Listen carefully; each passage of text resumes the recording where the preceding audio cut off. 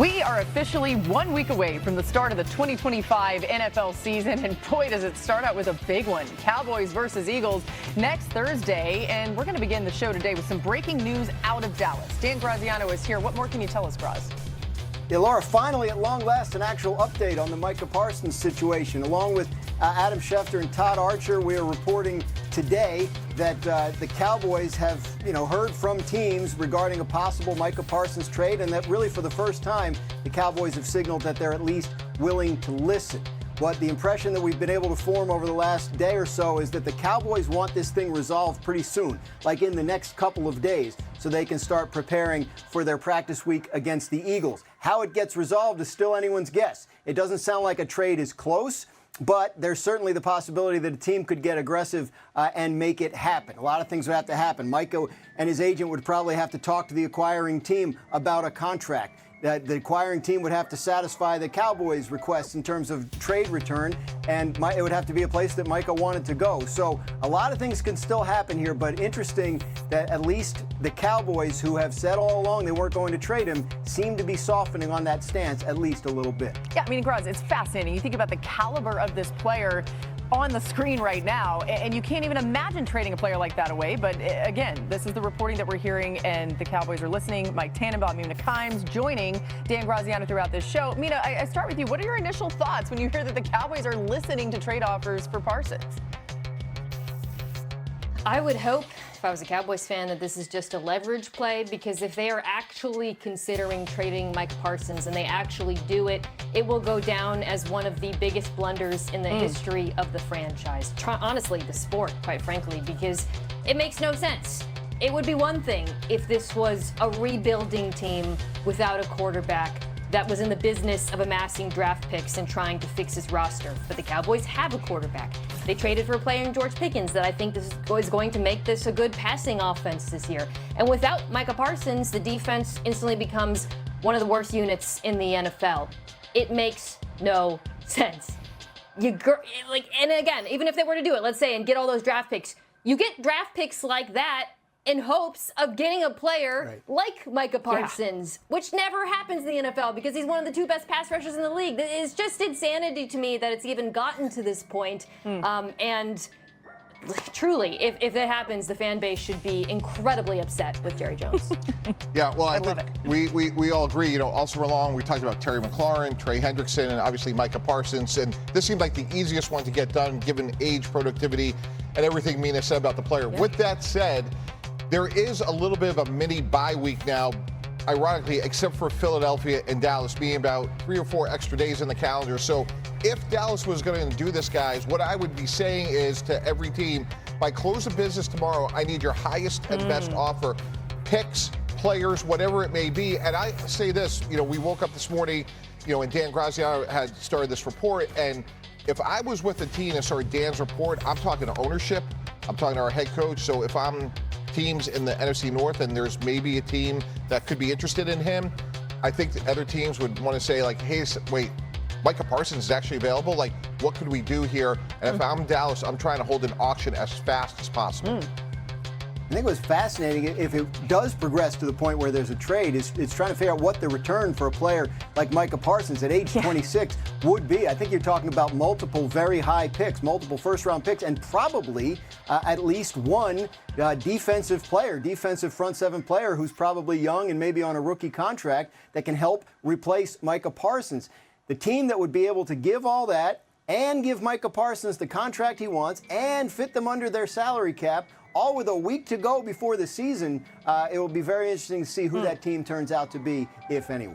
Yeah, I feel like we're playing Mad Libs here, like just none of this even makes any sense, and we're putting things in, and yet it's just incredible that we've even gotten to this point, as Mina said. Mike, obviously, and you alluded to this, every team could use a player like Parsons, but let's pick out a specific team or two that would benefit the most from getting him if Dallas does end up trading him. Yeah, one point I would make to Dan's point. I was actually in that situation with the Jets when Brett Favre became available. Like, we had to figure out really quick, could we afford him? What would we have to give up? We had Chad Pennington.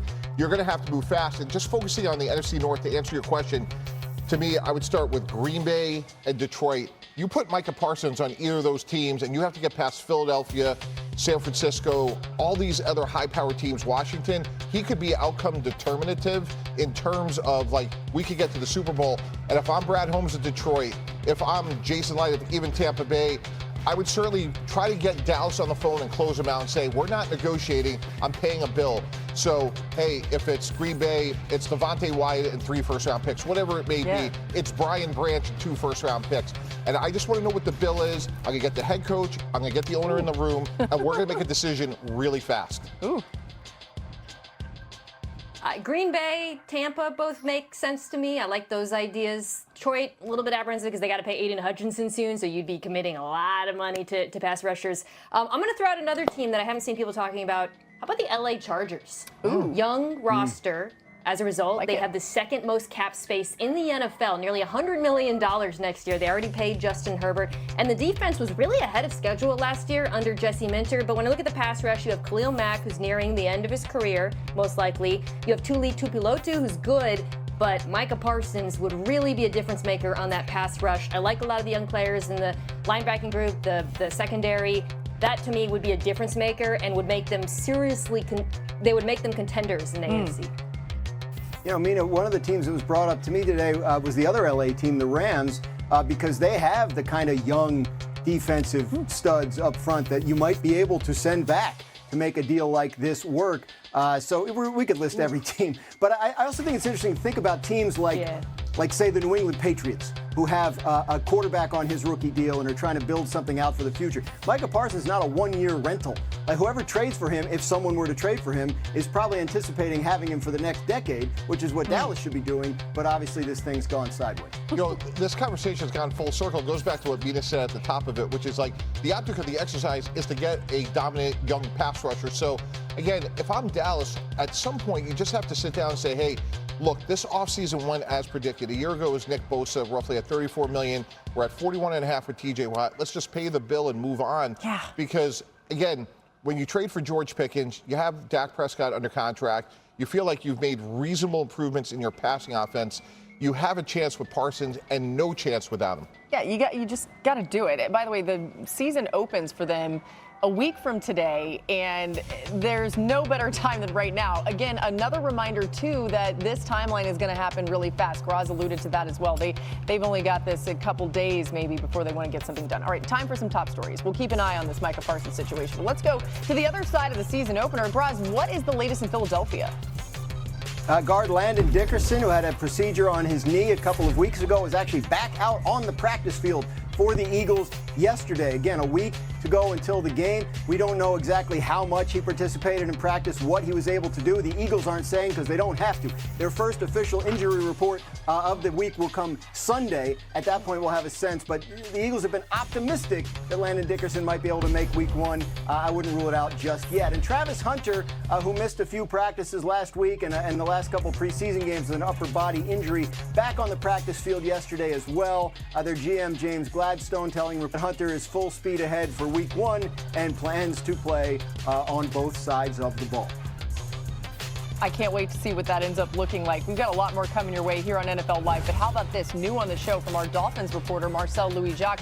Wide receiver Tyreek Hill participated in today's practice for the first time in 3 weeks. Hill's been dealing with an oblique injury. Head coach Mike McDaniel said this morning the belief is that Hill is on track. He's suspended for the first 6 games of the season for violating the NFL's personal conduct policy.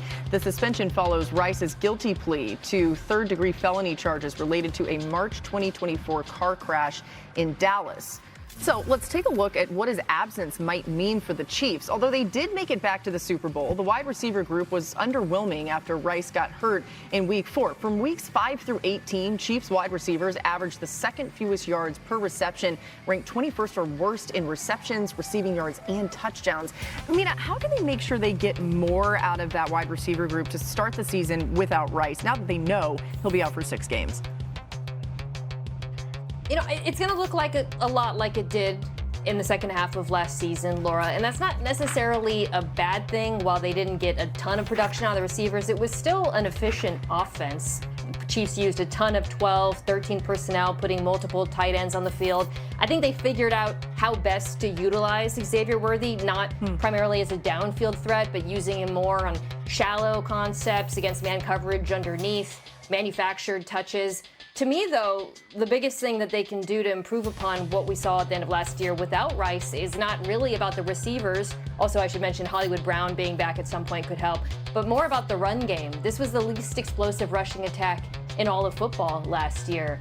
Isaiah Pacheco played briefly in the preseason game against Chicago, and I thought he looked more explosive than he did last season, so I think there's hope that farther removed from the injury, maybe they can get more from him on the ground. I think, to me, if they can get more out of him, coupled with understanding how to use Worthy and then hopefully having some Hollywood Brown at some point, the offense can be, at minimum, at least as good as it was in the second half of last season. Mina, I'm a little bit more optimistic. If you go back a year ago, they averaged 6.2 air yards per attempt, which was 29th in the league. And to me, it was all about him not being comfortable with a very suspect Oh, yeah, offensive or line. that. Yeah. Josh Simmons, to me, is going to be outcome determinative of this group because I think he is a guy that, if he was healthy, would have been in the top 10. And if he's well protected, I think Patrick Mahomes can get the ball down the field. So as you mentioned, Xavier Worthy, if Hollywood Brown's healthy. Smith-Schuster can't run anymore, but he's really reliable. He's almost like a pass-catching tight end. So it is far from ideal until they get Rashee Rice back. But Josh Simmons, to me, really improves that offensive line, and I think that gives them a degree of explosiveness because Mahomes will be more protected than he was a year ago. Yeah, and everything we've heard out of Kansas City so far about Josh Simmons, the rookie left tackle, has been extremely positive.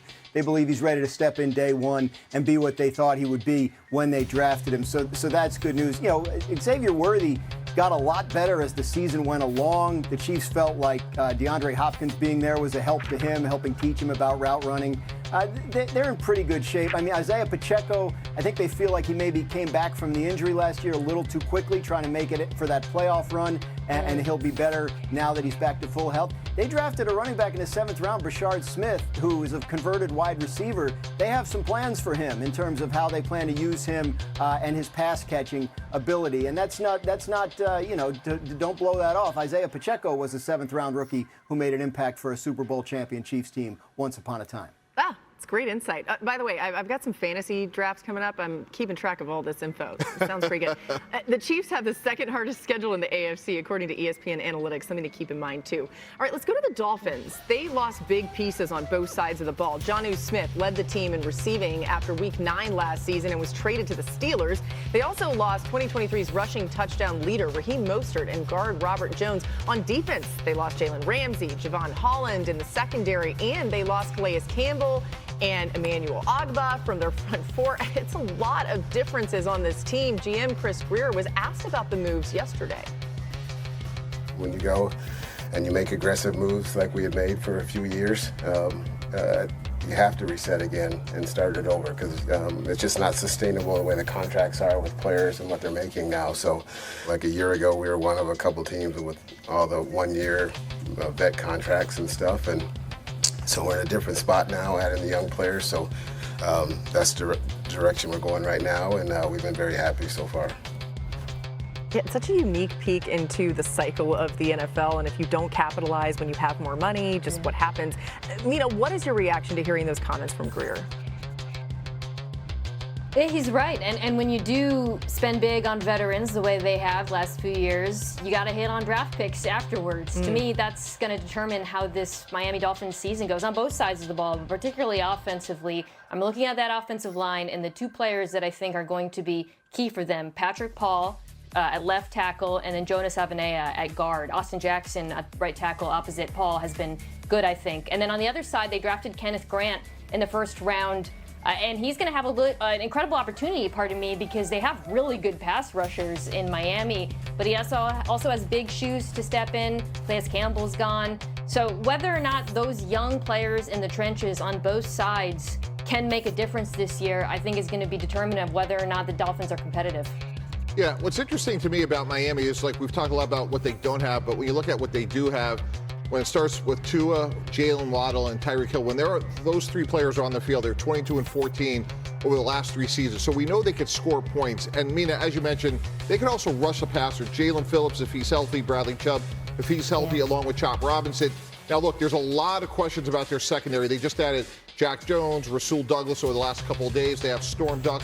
A lot of questions back there. But I know this. if you could rush the passer consistently, it allows you to cover up some vulnerabilities on the back end. So they can do the hard things well, score and rush the passer, and hopefully that will be more than enough to make up for, again, some of the other questions they have. You know, the Dolphins started 2-6 last year, then they won 6 of their next 8. And if you talk to people in that building, they'll tell you that that 8-game stretch showed them sort of who was with the program, and they wanted to lean into some of those guys. And when they did add veterans this offseason, they tried to get guys with good leadership reputations. Willie Gay, the linebacker, Micah Fitzpatrick, the safety. So they really feel like it's been about almost like a culture reset there, and that Mike McDaniel, the head coach, has told the team several times, last year gives us a chance to kind of reset and not have to deal with outside expectations and focus on our work. So they feel like they're trying to get it back to basics there. Of course, the one thing everyone says with the Dolphins when you talk about their prospects this year is, well, we got to keep the quarterback healthy. You know, Dan, I was there when we drafted Micah Fitzpatrick, and he is a guy that will hold others accountable. He is a quarterback of the defense. He has rare leadership, in my opinion, for someone that is a safety. So